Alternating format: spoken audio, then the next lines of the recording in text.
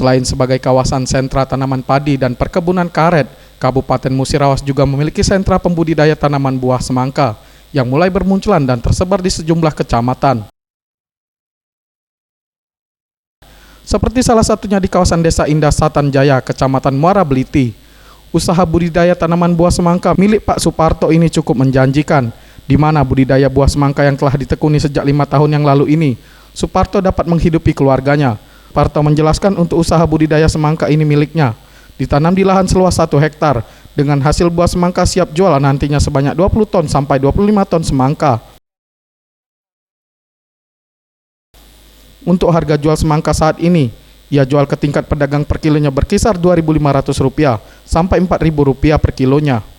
Disinggung dari budidaya semangka miliknya, dalam setiap panen, yakni 2 bulan sekali, Suparto bisa meraup omset mencapai Rp65 juta dengan biaya produksi yang harus dikeluarkan Rp20 juta dari keuntungan yang didapat.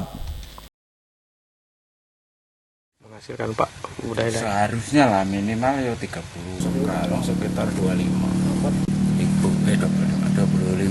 ini Rp2.500 sekilonya.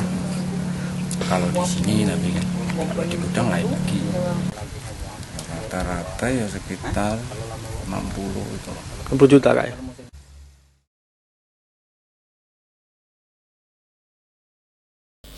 Sementara itu, wilayah pemasaran buah semangka selain dijual di wilayah Kabupaten Musirawas dan Kota Lubuk Linggau, penjual pun sudah sampai ke Kabupaten Singkut, Provinsi Jambi.